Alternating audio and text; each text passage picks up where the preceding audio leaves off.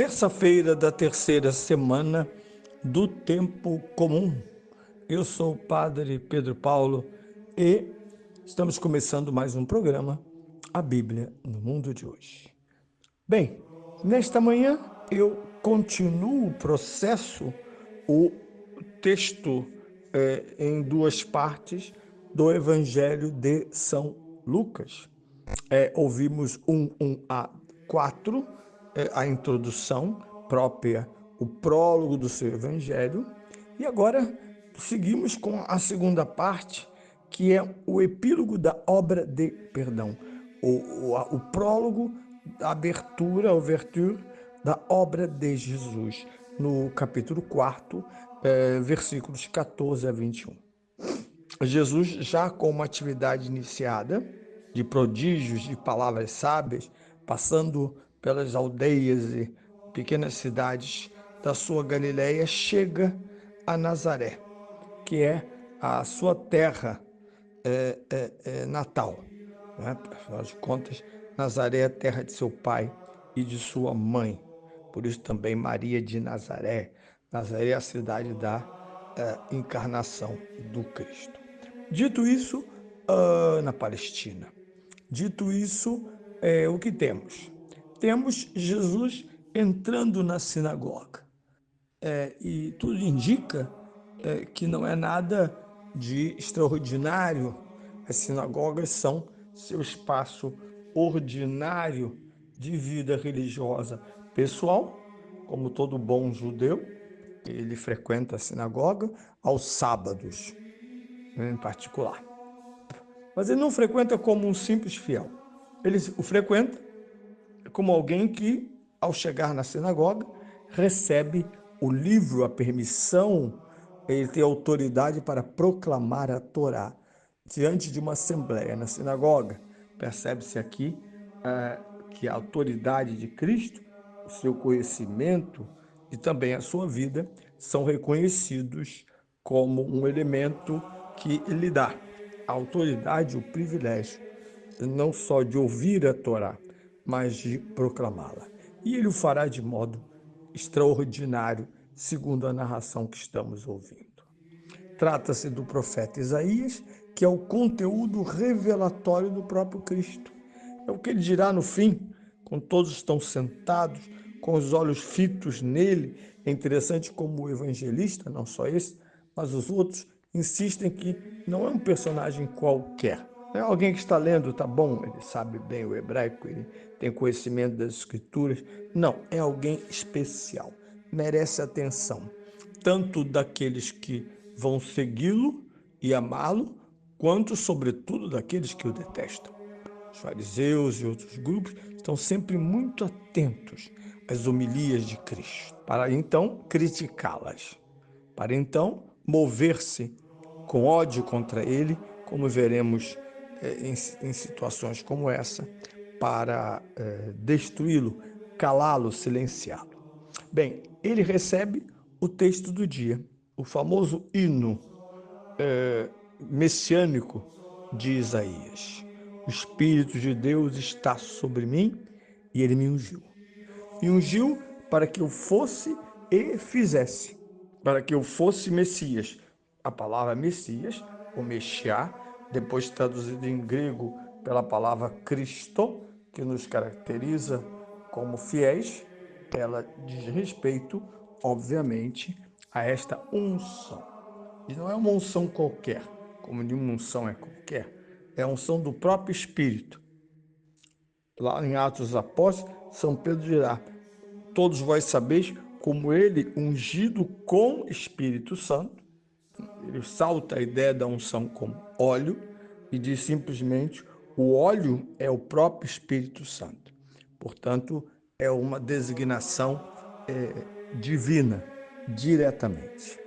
Né? Diretamente. Veremos isso, aliás, no capítulo 3, se vê isto lá no primórdio da missão, quando ele é batizado.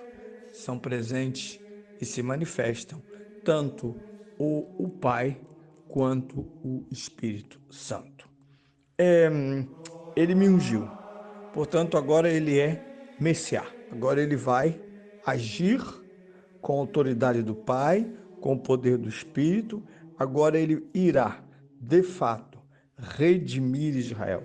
Não só falar-lhe como um profeta, por mais que a palavra de Cristo tenha ânimos proféticos, ou seja, perdura, se prolonga, se atualiza sobre um evento por todos os tempos, até que este evento conclua-se com a parousia de Cristo, que nós todos esperamos um dia estando aqui ou na própria glória de Deus.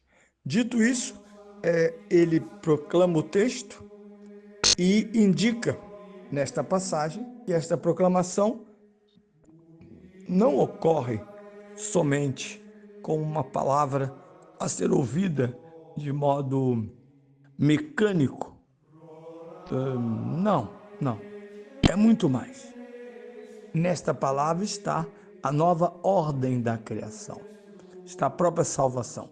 Ela é boa nova enquanto Cristo, no início do seu ministério, está apontando para uma dimensão futura, ainda a ser realizada plenamente, com a sua Páscoa, porque a gênese da sua missão é a sua divina e redentora encarnação, que possibilita e fundamenta a sua Páscoa. Neste caso, do que se trata? É um panorama.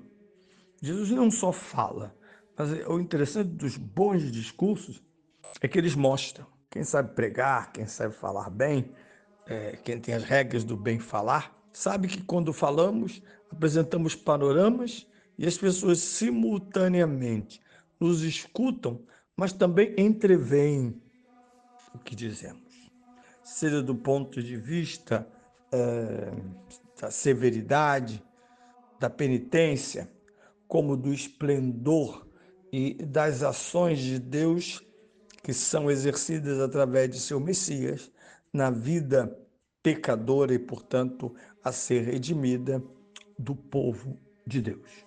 Bem, por que a unção de Jesus? Ah, para curar os contritos de coração. Esse é o primeiro elemento. Talvez seja sempre bom lembrar na nossa pastoral, que às vezes fica tão contaminada por números, ter muitos seguidores, muitos shows, muitas coisas. Ótimo, congregue o povo de Deus em torno da palavra do Senhor. Mas não é esta a questão. A questão é aonde deve chegar a palavra anunciada. Ao coração contrito, ao coração humilhado, àqueles, todos nós, a humanidade, que sofremos a humilhação do pecado. Nunca se esqueça de ter por perto Gênesis 3, a descrição da nudez vergonhosa, a incapacidade de reconhecer os próprios pecados, transferindo-os para outros, foi a mulher, foi a serpente, e, por fim, conjugando as consequências inevitáveis da desobediência, que foi a perda do paraíso e as maldições sobre as quais a homem e mulher agora, e a própria criação, na figura da maldição da serpente, estão subjugados. O oposto de paraíso é um mundo onde o homem sofrerá sempre e raramente alcançará virtude, ou melhor, raramente alcançará esta felicidade para o qual continua vocacionado, porque o pecado não destruiu a nossa essência humana, mas danificou-a profundamente e, mais do que isso, retardou, como pode retardar o nosso viver de fato em Cristo. Por isso, coração contrito, arrependido, reconhecido de seus pecados. Nós não temos simplesmente uma ética simpática e moderna para oferecer. Às vezes, alguns discursos feitos por figuras na igreja acabam expressando muito mais uma ética faça o bem e serás salvo. Não, tem mais coisas. E esse próprio bem feito, na verdade, só é possível sem ser simples e já valiosa a filantropia, se estiver, se for uma ação de um ser contrito, perdoado e redimido, exatamente pelo Espírito do Messias.